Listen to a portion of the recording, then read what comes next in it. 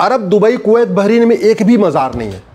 और भारत में तौकीर रज़ा टाइप के लोग जो सुबह से लेकर शाम तक इस्लाम की बात करते हैं, वो बाकायदा मज़ार चला रहे हैं, मज़ार की दुकानों से किराया भी ले रहे हैं। दरगाह बनाना, दरगाह पे जाना हराम है, इसलिए अरब, दुबई, कुवैत, बहरीन में एक भी दरगाह नहीं है। पक्का कब्रिस्तान बनाना हराम है, इसलिए अरब, दुबई, कुवैत, बहरीन में एक भी पक्का कब्रिस्तान नहीं है। और भारत में देखिए लाखों की संख्या में पक्के कब्रिस्तान। अरब, दुबई, कुवैत, बहरीन में एक भी मज़ार नहीं है, भारत में लाखों की संख्या में मज़ार। अरब, दुबई, कुवैत, बहरीन में एक भी दरगाह नहीं है, भारत में लाखों की संख्या में दरगाह। अगर पहलवान साहब की मज़ार पे जाना जायज़ है तो विवेकानंद जी की समाधि स्थल पे जाने में क्या दिक्कत है? फिर तो हमारे जो 24 तीर्थंकर हैं जैन मुनि, उनके जहाँ जहाँ समाधि स्थल है वहाँ जाने में क्या दिक्कत है? अगर मज़ार दरगाह पे जाना जायज़ है, भूले शाह की, फूले शाह की, या हाजी अली की, या और किसी की, पहलवान साहब की मज़ार पे जाना जायज़ है, दरगाह पे जाना जायज़ है, तो जो सिख गुरुओं के हमारे समाधि स्थल बने हैं वहाँ जाने में क्या दिक्कत है?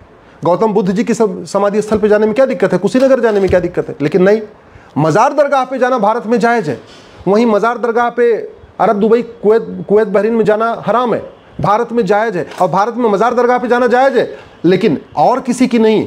जैन मुनि हैं, बौद्ध हमारे भिक्षु हैं, या हमारे सिखों के हमारे गुरु, उनके समाधि स्थल पे जाना हराम है। राजघाट पे गांधी जी की समाधि स्थल पे जाना हराम है।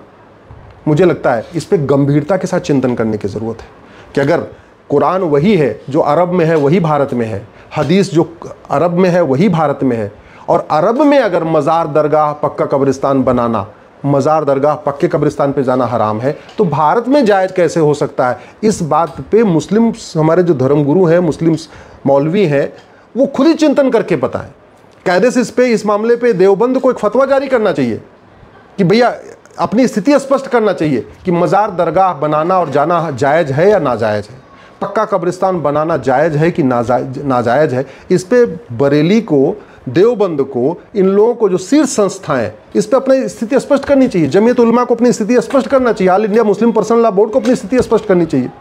अगर 3 तलाक के मामले में, बहुविवाह के मामले में, ठीक है, बाकी तलाक़े हसन, तलाक़े बाइन, तलाक़े किनाया के मामले में Jamiat Ulama Hind, personal law board अपनी ओपिनियन रखता है, तो मज़ार दरगाह के मामले में अपनी ओपिनियन क्यों नहीं रख रहा है?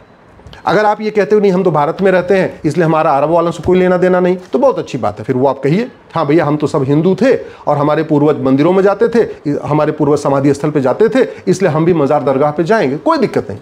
फिर आप हाजी अली की दरगाह जाइए, पहलवान साहब की दरगाह पे जाइए, फूले शाह की दरगाह पे जाइए, निज़ामुद्दीन औलिया की दरगाह फिर जाइए, आप कोई दिक्कत नहीं। लेकिन स्थिति तो स्पष्ट करिए।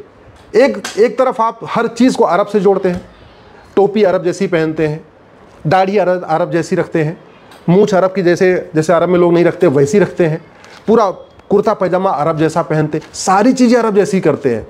और दूसरी तरफ अरब में मज़ार दरगाह नहीं है फिर भी भारत में बनाते हैं, अरब में पक्का कब्रिस्तान नहीं है फिर भी भारत में बनाते हैं।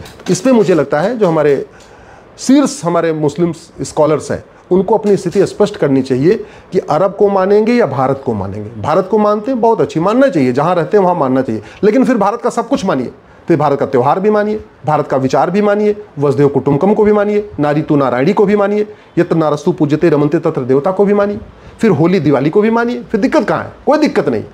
वास्तव में जो भारत में है सब यहीं भारत के रहने वाले हैं, कोई त्यागी था, कोई जाट था, कोई गुजर था, कोई ब्राह्मण था, कोई क्षत्रिय था, सब यहीं के रहने वाले। हम सबके पूर्वज एक हैं, हम सबका डीएनए एक है। लेकिन ऐसे नहीं हो सकता कि कुछ मामलों में तो अरब को मानेंगे और कुछ मामलों में भारत को मानेंगे। इस पे मुझे लगता है स्थिति स्पष्ट करने की ज़रूरत है।